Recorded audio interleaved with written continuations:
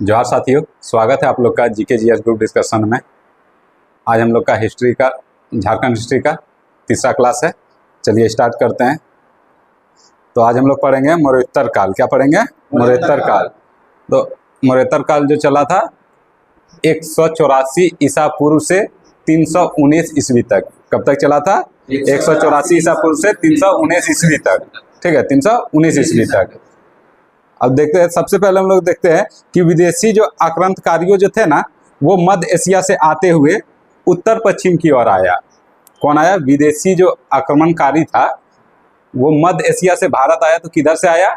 उत्तर पश्चिम से, यानी कि पाकिस्तान की ओर से, उधर खैबर दर्रा होते हुए उधर से आया और भारत में अलग अलग जगह पर बस गया आके। ठीक है, अलग अलग जगह पे आके अपना राज्य स्थापित किया। ठीक है, भारत का विदेशों के साथ जो संबंध था उसके बारे में हम लोग जानेंगे। ठीक है, तो अभी हम लोग सबसे पहले झारखंड के बारे में जानेंगे कि भारत में तो आ गया विदेशी, लेकिन हम लोग देखेंगे कि झारखंड का संबंध उसके साथ क्या क्या था।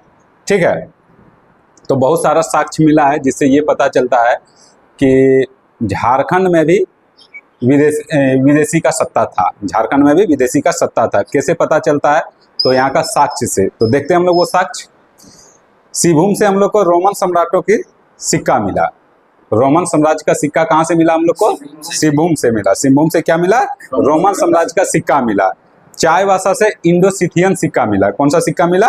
इंडो सिथियन सिक्का। तो सब विदेशी था ये सब। सिंहभूम से क्या मिला हम लोग को? सिंहभूम से रोमन साम्राज्य का सिक्का मिला, यानी रोमन सिक्का कहाँ से मिला? सिंहभूम से। चायबासा से क्या मिला? इंडो सिथियन का सिक्का। हाँ, इंडो सिथियन का सिक्का कहाँ से मिला? चायबासा से मिला। रांची से किसका सिक्का मिला? तो कनिष्क काल का। कनिष्क काल का जो सिक्का है वो कहाँ पे मिला? रांची से मिला। तो तीन जगह से हम लोग देखे। सिंहभूम से क्या मिला हम लोग को? रोमन सम्राट का सिक्का कहाँ से मिला? सिंहभूम से। इंडो सिथियन का सिक्का कहाँ से मिला?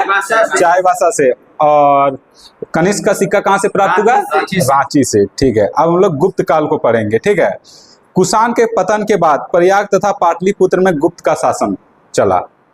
जब कुषाण का समय समाप्त हो गया उसके बाद पाटलिपुत्र और प्रयाग में किसका शासन आया? तो गुप्त का शासन आया। ठीक है, समुद्रगुप्त के प्रयाग प्रशस्ति में अटाविक प्रदेश के विजय का वर्णन है। अटाविक प्रदेश किसको कहा जाता था? झारखंड क्षेत्र को ही कहा जाता था। लेकिन समुद्रगुप्त के प्रयाग प्रशस्ति में झारखंड को किस नाम से पुकारा गया है? याद है? मुरुंड। किस नाम से? मुरुंड के नाम से जाना गया है। लेकिन यहाँ पे क्या बोल रहा है कि समुद्रगुप्त के प्रयाग प्रशस्ति में अटाविक देश के विजय का वर्णन किया गया। इससे ये पता चलता है कि समुद्रगुप्त जो था वो झारखंड पर विजय प्राप्त कर लिया था। ठीक है, समुद्रगुप्त ने अटाविक प्रदेश के शासक को पराजित किया था। जब तक पराजित नहीं करेगा तब तक विजय कैसे होगा वो? ठीक है, यानी कि झारखंड के क्षेत्र को वो जीत लिया था। कौन? समुद्रगुप्त। ठीक है, समुद्रगुप्त के शासन काल में झारखंड समुद्रगुप्त के अधीन था। जब उसको जीत लिया तो उसी का अधीन होगा ना। ठीक है, समुद्रगुप्त के प्रयाग प्रशस्ति में छोटा नागपुर को क्या कहा गया था? मुरुंड देश। मुरंड नहीं सर, मुरंड जो, हाँ मुरुंड। वायु पुराण में कहा गया है मुरंड। वायु पुराण में मुरंड। ठीक है, विष्णु पुराण में मुंड। विष्णु पुराण में मुंड। जबकि समुद्रगुप्त के प्रयाग प्रशस्ति में क्या कहा गया है? मुरुंड। क्या कहा गया है? मुरुंड। अब हम लोग वही गुप्त काल में ही देखते हैं चंद्रगुप्त द्वितीय के बारे में, जिसे विक्रमादित्य के नाम से भी जाना जाता है। ठीक है, किस नाम से जाना जाता है? विक्रमादित्य के बारे में। तो उसके काल के बारे में हम लोग जानते हैं। चंद्रगुप्त द्वितीय के राज्य काल में आए चीनी यात्री कौन था? तो फाहियान जो था चंद्रगुप्त द्वितीय के शासन काल में ही भारत आया था। और फाहियान ने झारखंड को किस नाम से संबोधित किया था? हाँ, छोटा नागपुर को किस नाम से संबोधित किया था? कुकुटलाट के नाम से। किसने किया था? फाहियान ने। अब बताइए, तो हैंसवांग ने झारखंड को छोटा नागपुर क्षेत्र को किस नाम से जाना गया था? ठीक है, किलोना सुफलाना या फिर कर्ण सुवर्ण। किस नाम से? किलोना सुफलाना या फिर कर्ण सुवर्ण। ठीक, कर्ण सुवर्ण। ठीक है, वेरी गुड। हाँ, अब हम लोग देखते हैं कि गुप्त कालीन में पाए गए कुछ अवशेष। झारखंड में ऐसा कुछ अवशेष पाया गया जिससे पता चलता है कि नहीं, गुप्त काल में जो है झारखंड गुप्त काल का अधीन था। ठीक है। जैसे कि एक महुदी पहाड़ कहाँ स्थित है? हजारीबाग में। महुदी पहाड़ हजारीबाग में। सतगावा कहाँ पर स्थित है? हजारीबाग में। महुदी पहाड़ हजारीबाग, सतगावा हजारीबाग, और पिठोरिया कहाँ है? रांची में। पिठोरिया रांची में। 3 चीज क्या क्या देखे हम लोग? सतगांव, ठीक है। सतगावा, महुदी हजारीबाग, पिठोरिया रांची। ठीक है। महुदी पहाड़ से हम लोग को क्या मिला है? तो वहां पे जो पत्थरों को काटकर 4 मंदिर बनाया गया। ठीक है। महुदी पहाड़ को काटकर वहां पे 4 मंदिर बनाया गया। और वो मंदिर किस काल से संबंधित है? तो गुप्त काल से संबंधित है। सतगावा में भी जो मंदिर मिला, सतगावा में जो हजारीबाग के सतगावा में जो मंदिर मिला है वो गुप्त काल से संबंधित है। ठीक है। अब पिठोरिया कहाँ पर स्थित है? रांची में। वहां की पहाड़ी पर एक स्थित कुआं है, वो भी जो है गुप्त काल में बना हुआ है। गुप्त काल में बना हुआ है वो कुआं है। ठीक है। अब हम लोग कुछ महत्वपूर्ण प्रश्न देखते हैं। ठीक है, जो कि एग्जाम में पूछा गया क्वेश्चन है। इसमें से कुछ क्वेश्चन आप लोग जान भी रहे हैं और कुछ क्वेश्चन नहीं जान रहे हैं, उसको याद कर लेना है क्योंकि बहुत VVI क्वेश्चन है। सबसे पहले, ईस्ट इंडिया कंपनी के शासनकाल में झारखंड को किस नाम से जाना जाता है? ठीक है। ईस्ट इंडिया कंपनी के शासनकाल में छोटा नागपुर क्षेत्र, झारखंड को छोटा नागपुर के नाम से जाना जाता था। ठीक है। अगला क्वेश्चन है, किस इतिहासकार ने छोटा नागपुर के क्षेत्र को चुटिया नागपुर कहा था? छोटा नागपुर क्षेत्र को चुटिया नागपुर कहा था। तो किसने कहा था? J.H. हैविट ने। किसने कहा था? J.H. हैविट ने छोटा नागपुर क्षेत्र को क्या कहा था? चुटिया नागपुर। किसने कहा था? J.H. हैविट ने। ठीक है। हजारीबाग जिले के किस स्थल को आदि मानव द्वारा निर्मित चित्र मिला है? किस स्थान में? हजारीबाग के किस स्थान में आदि मानव द्वारा निर्मित चित्र मिला है? बता। इसको हजारीबाग का इसको में हम लोग पढ़े थे। वहां भूल भुलैया भी बना था, अंतरिक्ष यान भी बना था, और क्या बना था? वही सेल दीर्घा चित्र जो बना था वही ना बना था वहां। तो क्या क्या मिला था वहां पे? अंतरिक्ष यान मिला था, नक्षत्र मंडल मिला था, अंतरिक्ष यान, नक्षत्र मंडल, उसके बाद भूल भुलैया जैसे आकृति बना था। ये सब कहां से मिला था? इसको से मिला, हजारीबाग के इसको से। ठीक है। अब देखते हैं, झारखंड के किस स्थल से कब्रगाह के अवशेष मिला है? तो लुपंगडी से। कहां से मिला है? लुपंगडी से। कब्रगाह कहां से मिला है? लुपंगडी से। तो आप लोग का दिमाग में आया होगा कि लुपंगडी कहां पर स्थित है। ऐसा आया है ना सर? ना बुक में हमको मिल रहा है, सर्च मारे वहां पे भी नहीं मिला। ठीक है। तो है कहीं झारखंड में ही, अब कहां पे है पता नहीं। झारखंड के किस जिले से कांसे का प्याला मिला है? झारखंड के किस जिले से कांसे का प्याला मिला है? तो ये मिला है लोहरदगा से। कांसे का प्याला कहां से मिला है? लोहरदगा से मिला है। ठीक है। सिबुम के किस स्थान से 7वीं शताब्दी की जैन मूर्ति प्राप्त हुई है? तो सिबुम के बेनुसागर से। कहां से मिला है? बेनुसागर से। सिबुम के बेनुसागर से 7वीं शताब्दी की जैन मूर्ति मिला है। कहां से? बेनुसागर से। कहां से? बेनुसागर से। ठीक है। रांची के किस स्थान से तांबे तथा लोहे के औजार मिला है? रांची के नामकुम। हाँ, रांची के रामकुम। रांची के किस स्थान से तांबे तथा लोहे का औजार मिला है और बाण के फलक मिले हैं? तो नामकुम रांची। कहां से मिले हैं? नामकुम रांची से। ठीक है। झारखंड के किस स्थान से कांसा और तांबे की सिकड़ी तथा कांसे की अंगूठी मिली है? तो मूरत से। कहां से मिला है? मूरत से। क्या क्या मिला है? मूरत से क्या क्या मिला है? तो कांसे और तांबे की सिकड़ी तथा कांसे की अंगूठी मूरत से मिला है। ठीक है। ये भी नहीं मिल रहा है सर। वही तो बात है कि झारखंड का ऐसा चीज है ना, झारखंड ऐसा, हाँ, नहीं मिल रहा है सर। हाँ, मैप में खोजने से शायद मिल सकता है, लेकिन गूगल पे खोजे तो नहीं मिला। हाँ, झारखंड के किस स्थान से कांसे तथा तांबे की सिकड़ी मिली है? मूरत। तो मूरत से। और कांसे की अंगूठी भी मिली है। कहां से? मूरत से। चतरा स्थित भद्रकाली मंदिर के निकट किस जैन तीर्थकर का एक जोड़ा चरण चिन्ह मिला है? भद्रकाली मंदिर सबसे पहले हम लोग देखेंगे। भद्रकाली मंदिर कहाँ स्थित है? चतरा में। वहां पे एक जैन तीर्थकर था जिसका एक जोड़ा चरण चिन्ह मिला है। तो कौन सा है पता है? वो है शीतलनाथ। कौन है? शीतलनाथ, जो कि 10वें तीर्थकर थे। जैन का 10वें तीर्थकर थे। शीतलनाथ। हाँ, तो आप लोग ये बताइए कि भद्रकाली मंदिर को जैनियों के द्वारा क्या कहा जाता था? उस मंदिर को, भद्रकाली मंदिर को भदुली माता, क्या कहा जाता था? भदुली माता। हाँ, हम लोग पहले पीछे पढ़े थे ना? नहीं पढ़े थे? अच्छा, नहीं पढ़े थे। चलिए, एक जोड़ा चिन्ह है। पारसनाथ पहाड़ का उल्लेख किस जैन ग्रंथ में मिला है? आप, हाँ, सबसे पहले हम लोग जानेंगे कि जैन का मक्का किसे कहा जाता है? पारसनाथ को। पारसनाथ पहाड़ी की ऊंचाई कितनी है? 1365 ठीक है, 1365 मीटर या फिर 4478 फीट। 4478 फीट पूछा गया क्वेश्चन है सर, उसको याद रखिएगा। ठीक है, 4478 फीट। हाँ, अगर फीट में पूछे तो 4478। तो आप लोग बताइए कि समेत शिखर किस जिले में स्थित है? गिरिडीह में स्थित है। ठीक है, तो आप लोग अगला ये क्वेश्चन क्या था कि पारसनाथ पहाड़ का उल्लेख किस जैन ग्रंथ में मिला है? तो आवश्यक नियुक्ति में। किसमें? आवश्यक नियुक्ति। आवश्यक नियुक्ति जो है ये जैन ग्रंथ है। आवश्यक नियुक्ति जैन ग्रंथ है जिसमें पारसनाथ पहाड़ी का उल्लेख मिला है। ठीक है, अगला क्वेश्चन है जैनियों का प्राचीन 7 ऋषि गुफा चतरा के किस प्रखंड में मिला है? जैनियों का प्राचीन 7 ऋषि गुफा है। 7 ऋषि गुफा जो है वो चतरा के किस जिले में मिला है? तो हंटरगंज में। कहाँ मिला है? हंटरगंज में। आपसे पूछा जाएगा क्वेश्चन कि जैनियों का प्राचीन 7 ऋषि गुफा किस जिले में स्थित है, तब हो जाएगा चतरा। किस जिले में है? तो चतरा में। और किस प्रखंड में है? तो हंटरगंज में। ठीक है, चतरा स्थित भद्रकाली मंदिर को जैनियों के द्वारा क्या कहा जाता था? भदुली माता। क्या कहा जाता था? भदुली माता। चतरा स्थित भद्रकाली मंदिर को जैनियों द्वारा क्या कहा जाता था?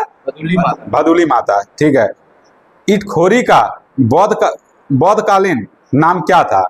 इटखोरी का बौद्धकालीन नाम क्या था?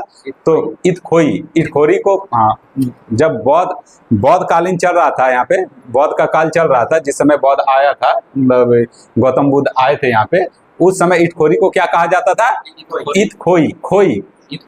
हाँ, ई। ठीक है, और इटखोरी कहाँ पर स्थित है? तो चतरा में स्थित है। इटखोरी कहाँ स्थित है? चतरा में। ठीक है, खूंटी जिले के किस स्थान से बौद्धकालीन टीला मिला है? बौद्ध का जो टीला मिला है वो कहाँ पर मिला था? बेलवादाग से। खूंटी से कितना दूरी में? 3 किलोमीटर दूरी में कौन था? बेलवादाग। वहीं से क्या मिला था? बौद्धकालीन टीला मिला था, यानी कि बौद्ध टीला मिला था। और यहाँ का कौन सा ईंट से बना था? तो वो मौर्यकालीन ईंट से बना था। वो जो बौद्ध टीला बना था वो कौन सा ईंट से बना था? मौर्यकालीन ईंट से। ठीक है,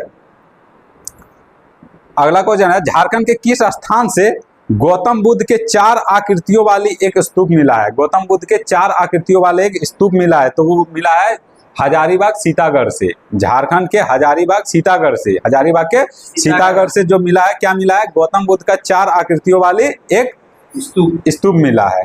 ठीक है, अगला क्वेश्चन है धनबाद में अवस्थित बौद्धकालीन स्थान बुद्धपुर में कौन सा मंदिर है? मतलब बुद्धपुर सबसे पहले कहाँ स्थित है वो बताइए?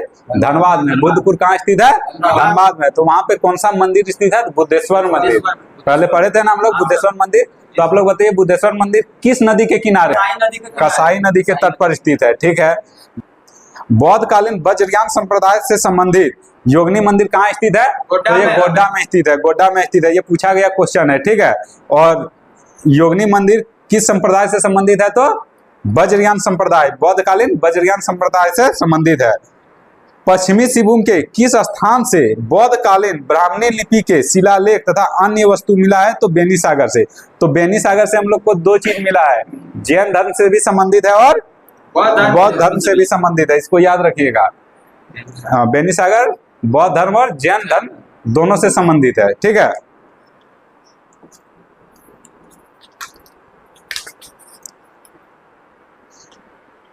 अब आते हैं हम लोग पढ़ते हैं गुप्त उत्तर काल पढ़ेंगे। पहले गुप्त उत्तर काल पढ़ेंगे, फिर पूर्व मध्यकाल पढ़ेंगे, उसके बाद क्षेत्रीय राजवंश पढ़ेंगे। 3 चीज पढ़ेंगे, गुप्त उत्तर काल, पूर्व मध्यकाल और क्षेत्रीय राजवंश। पहले गुप्त उत्तर काल पढ़ते हैं। गौण शासक शशांक जिसका कार्यकाल कितना दिन तक था? तो 602 से 625, 602 ईस्वी से 625 ईस्वी तक। किसका? गौण शासक शशांक। शशांक एक प्रतापी शासक था। यह कट्टर शैव उपासक था। शैव उपासक था। इसका मतलब क्या होगा? वो शैव धर्म से संबंधित था, यानी कि शिव को मानते थे, वो शिव धर्म से संबंधित था। ठीक है, इसका जो शासन था बंगाल बिहार उड़ीसा में, बंगाल बिहार और उड़ीसा में था। किसका? शशांक का। शशांक का शासन कहाँ कहाँ तक था? बंगाल बिहार और उड़ीसा। इसने बौद्ध का उत्पीड़न शुरू कर दिया, यानी कि उसको सताना शुरू कर दिया, यानी कि उसका मंदिर उंदिर तोड़ने भी लगा। ठीक है। झारखंड के सभी बौद्ध केंद्रों को नष्ट कर दिया, जहां जहां बौद्ध का केंद्र था उसको नष्ट कर दिया। तो कौन किया था? शशांक। ठीक है। कौन शासक? शशांक। और वो कहाँ का शासक था? तो बंगाल बिहार और उड़ीसा। तो आइए हम लोग शशांक के बारे में जानते हैं। वो एक प्रतापी शासक था। ये बंगाल बिहार उड़ीसा पर अधिकार कर लिया था, झारखंड के बौद्ध केंद्र को नष्ट भी किया था, देव उपासक था और बौद्ध केंद्रों को नष्ट कर दिया।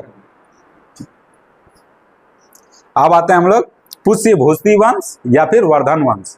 पुष्यभूति वंश को ही वर्धन वंश कहा जाता है। तो वर्धन वंश का सबसे शक्तिशाली राजा कौन था? हर्षवर्धन। वर्धन वंश का सबसे शक्तिशाली राजा हर्षवर्धन, जिसका शासनकाल चला था 606 से 647 ईस्वी, 606 से 647 ईस्वी तक। ठीक है। हर्षवर्धन के शासनकाल में विस्तृत साम्राज्य में काजांगल भी शामिल था। काजांगल झारखंड का किस क्षेत्र को कहा जाता है? तो राजमहल क्षेत्र को। काजांगल राजमहल क्षेत्र को कहा जाता है। कंकजोल, काजांगल और कंकजोल में अंतर है। कंकजोल किसको कहा जाता था? संथाल परगना को। कंकजोल किसको कहा गया था? संथाल परगना को। संथाल परगना को कंकजोल या नरीखंड कहा गया था, लेकिन यहाँ पे क्या कहा जा रहा है? काजांगल। काजांगल किस क्षेत्र को कहा गया? राजमहल क्षेत्र को। तो राजमहल क्षेत्र को हैंसवांग के द्वारा क्या कहा गया था? पता है? कीचिंग काइलो बोला गया था। कीचिंग काइलो।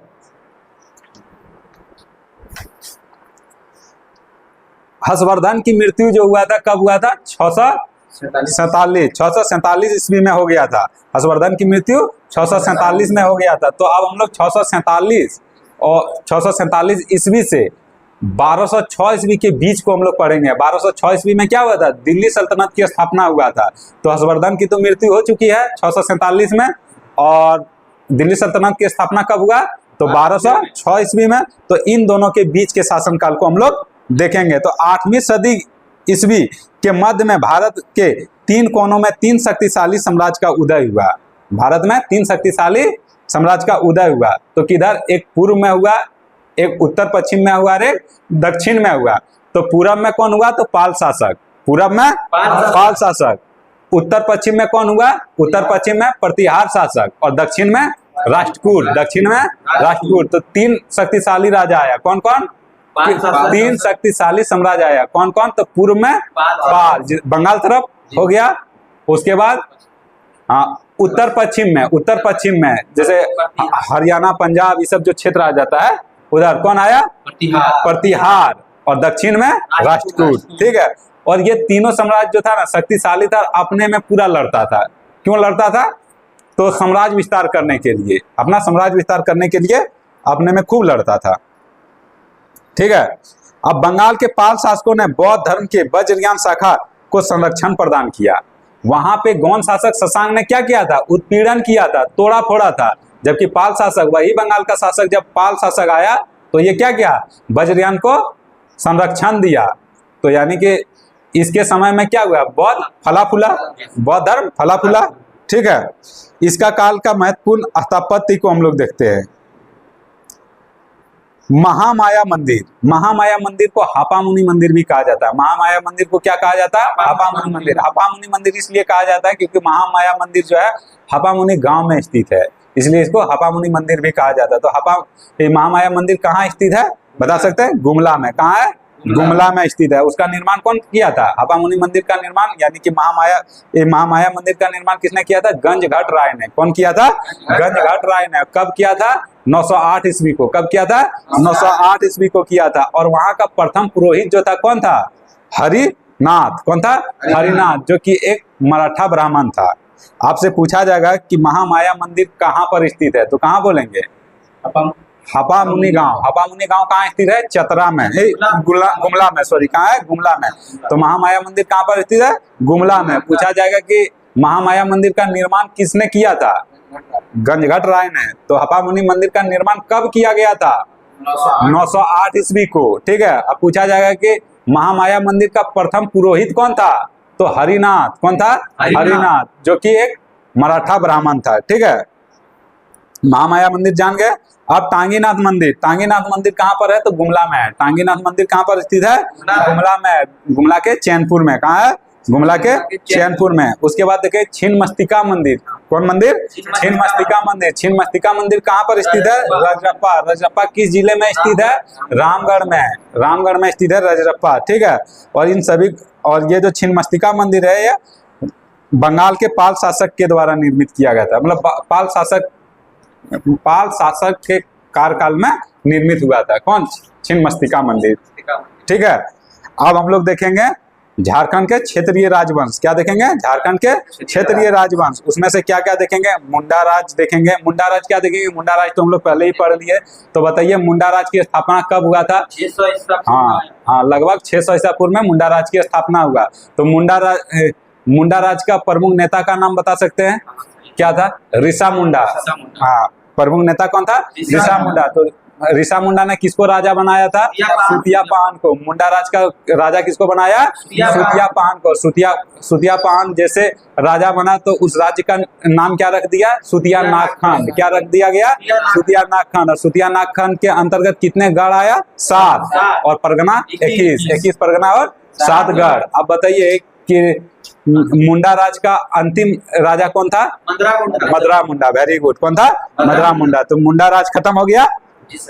ये तो हम लोग पहले भी पढ़ लिए थे। अब पढ़ेंगे हम लोग छोटा नागपुर खास का नागवंश पढ़ेंगे, पलामू का रक्सेल वंश पढ़ेंगे, फिर पलामू का चेरो वंश भी पढ़ेंगे, सिंहभूम का सिंह वंश पढ़ेंगे, मानभूम का मान वंश पढ़ेंगे, खरगडिया राज पढ़ेंगे, पंचेत राज पढ़ेंगे, फिर ढालभूम का ढाल वंश पढ़ेंगे। ठीक है, अब मुंडा राज तो हम लोग पढ़ चुके हैं। अब लोग क्या पढ़ेंगे? तो छोटा नागपुर का नागवंश यानी नागवंशी राजवंश को हम लोग पढ़ेंगे। ठीक है, तो आपसे पूछा जाएगा कि नागवंश का शासन किधर चल रहा था? तो छोटा नागपुर तरफ, छोटा नागपुर खास तरफ। ठीक है, तो नागवंशी राजवंश की स्थापना किसने किया था? नागवंशी राजवंश की स्थापना किसने किया था? फनी मुकुट राय ने। किसने किया था? फनी मुकुट राय ने। कब किया था? तो प्रथम शताब्दी में। कब किया था? प्रथम शताब्दी में। तो फनी मुकुट राय को जो है ना आदि पुरुष के नाम से भी जाना जाता है। किस नाम से जाना जाता है? आदि पुरुष के नाम से। आपसे पूछा जाएगा कि किस नागवंशी राजा को आदि पुरुष के नाम से जाना जाता है? तो फनी मुकुट राय को, जिसने नागवंशी राजवंश का स्थापना किया था। ठीक है, फनी मुकुट राय के बारे में जानते हैं। फनी मुकुट राय प्रथम नागवंशी राजा थे। उसने स्थापना किया तो प्रथम नागवंशी राजा होगा ही होगा। फनी मुकुट राय के समय जो है ना 61 परगना था। कितना परगना था? 66 परगना। कितना था? 66 परगना। जबकि मुंडा राज में कितना था? 21 परगना। जबकि यहाँ नागवंशी में क्या आ गया? 66 परगना। तो इसको भी बहुत भागों में बांटा गया। 22 परगना को क्या कहा गया? घटवारी में। किसमें? घटवारी में 22 परगना। 18 परगना को खुखरागढ़, 18 को खुखरागढ़। ये सब इंपॉर्टेंट नहीं है। 18 को दोसागढ़, 18 परगना को क्या कहा गया? खुखरागढ़। और फिर 18 और एक आया परगना, उसको क्या कहा गया? दोसागढ़ कहा गया। और 8 परगना को जर्चीगढ़। क्या कहा गया?